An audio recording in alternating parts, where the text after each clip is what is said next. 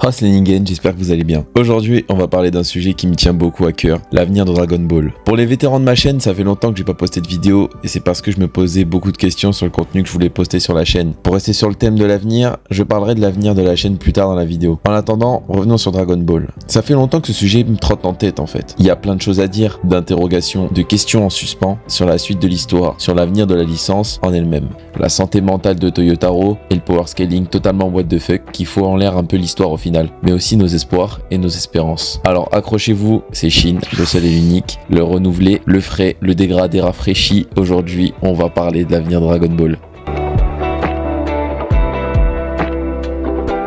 2015, coup de tonnerre, Dragon Ball Z obtient sa première suite officielle en plus de 20 années. Nouvelle transformation, nouveaux antagonistes, bref, une histoire bien mouvementée qui semblait avoir un grand avenir devant elle. 3 ans plus tard, lors du dernier arc de la série animée, les chiffres de visionnage pètent des records dans le monde entier. Dragon Ball Super est un carton, et ce malgré les différents problèmes que comporte la licence.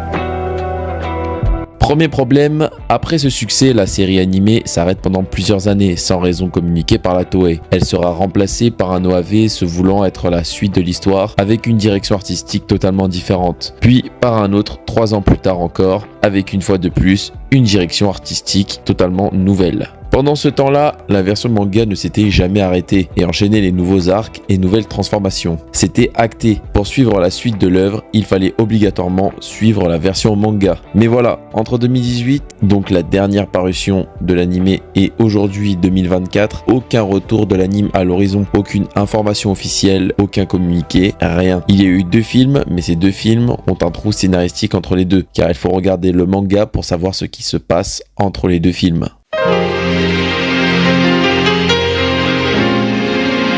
Le manga. Depuis l'arc du tournoi du pouvoir, le manga est devenu la seule alternative pour connaître la suite complète de l'histoire. Mais celui-ci comporte plusieurs problèmes. Un rythme de parution mensuel avec en plus plusieurs pauses qui font qu'un arc qui doit durer quelques mois dure en fait plusieurs années avec des gros méchants à battre mais qui ne permettent pas d'avancer dans l'histoire générale de l'œuvre. Et des pauses de plusieurs mois qui elles non plus n'ont pas permis d'obtenir de grandes nouveautés. Ce qui fait qu'on arrive au dernier chapitre en date, donc le chapitre 103, où les personnages de la Z-Team reprennent chacun leur train-train quotidien et toujours sans grandes avancées dans l'histoire ni nouvelles intrigues qui présagent une suite intéressante. Et au lieu de préparer la suite, la Toei sort une web-série qui n'a rien à voir avec Dragon Ball Super. Un autre événement qui est pour lui dramatique, l'auteur original Akira Toriyama est monté au ciel, paix à son âme. Et Toyotaro dira que sa disparition le laissera dans une profonde tristesse et il se peut d'ailleurs que cet événement tragique devienne un frein conséquent pour la productivité de Toyotaro. Donc voilà où nous en sommes. Pas de retour de l'anime, le manga nous laisse avec une pause sans aucune intrigue à l'horizon et l'auteur original, Toriyama Sensei, s'en est allé en laissant Toyotaro, le dessinateur et les éditeurs seuls aux commandes.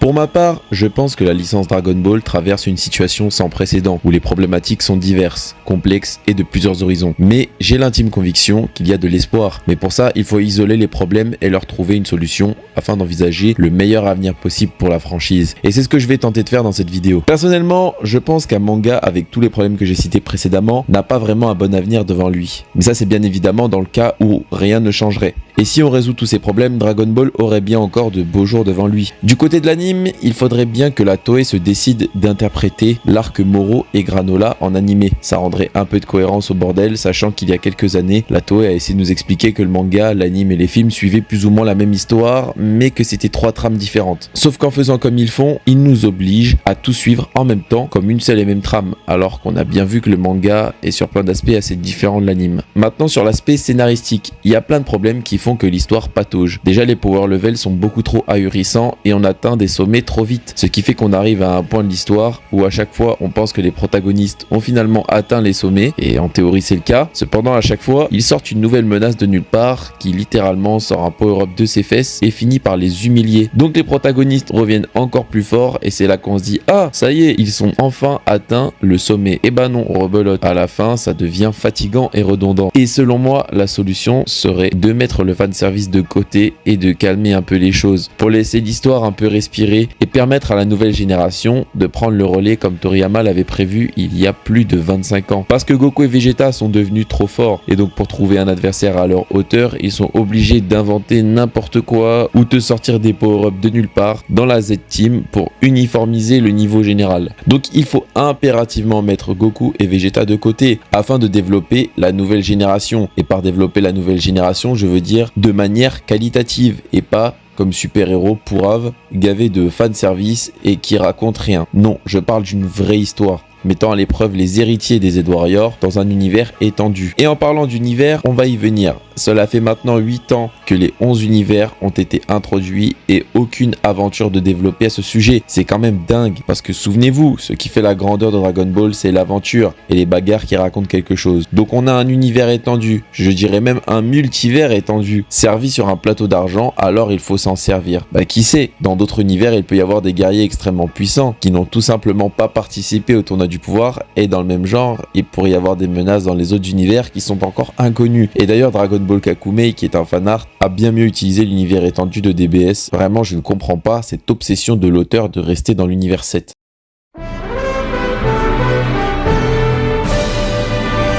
Beerus était utile à l'histoire au début, il incarnait l'objectif de Goku et Vegeta, le palier à atteindre et à dépasser. Mais voilà, par pauvreté scénaristique, l'auteur n'a pas arrêté d'augmenter sa puissance au fil des arcs pour garder l'histoire plus ou moins intéressante. Sauf qu'ils ont trop usé du bail, ils ont trop exagéré la puissance de Beerus et ils ont augmenté sa puissance de manière drastique à chaque arc pour qu'il reste au-dessus du lot, au point qu'on soit vers la fin de la licence et ça m'étonnerait même pas qu'il soit toujours capable de solo l'univers 7 actuel. Le problème c'est que Beerus est un protagoniste, et avoir un protagoniste de cette puissance enlève toute notion d'enjeu et de danger imminent, et les auteurs ne s'en cachent pas, étant donné que dans l'arc super-héros, Goku et Vegeta cachent Broly chez Beerus car ils sont sûrs que Freezer n'aura pas le courage de se pointer là-bas. Alors la solution serait de le mettre de côté dans l'histoire. Par exemple, en le faisant refaire une grosse sieste pour plus entendre parler de lui et donc remettre la notion de danger dans l'histoire. Il faut que les choses changent, que les choses évoluent pour que Dragon Ball puisse avoir un vent de fraîcheur. Et c'est pas en nous spammant de nouvelles transformations pour glorifier le fanservice que les choses évolueront pour le mieux. C'était tout pour moi, j'espère que cette vidéo vous a redonné espoir ou fait réfléchir. D'ailleurs, n'hésitez pas à me donner votre avis dans les commentaires concernant l'avenir de Dragon Ball. Je serais curieux de vous lire et j'épinglerai mon commentaire préféré. N'hésitez pas à vous abonner pour la suite. Jane. Je vais essayer d'être bref. Ça fait plus d'1 an maintenant que je suis sur YouTube et pendant cette année, j'ai longtemps cherché le genre de contenu que je voulais faire. Je veux parler de sujets qui me passionnent sans pour autant produire un contenu bateau qui me dépeindrait comme un simple random parmi des milliers d'autres qui donnent son avis. Je veux que mes vidéos soient pertinentes, simples et efficaces et ça encore plus qu'avant. Maintenant, je sais ce que je veux faire. Je vous promets de revenir plus fort que jamais. Merci à tous mes Ningen qui sont restés dans le train. Merci de votre confiance. Le meilleur reste à venir.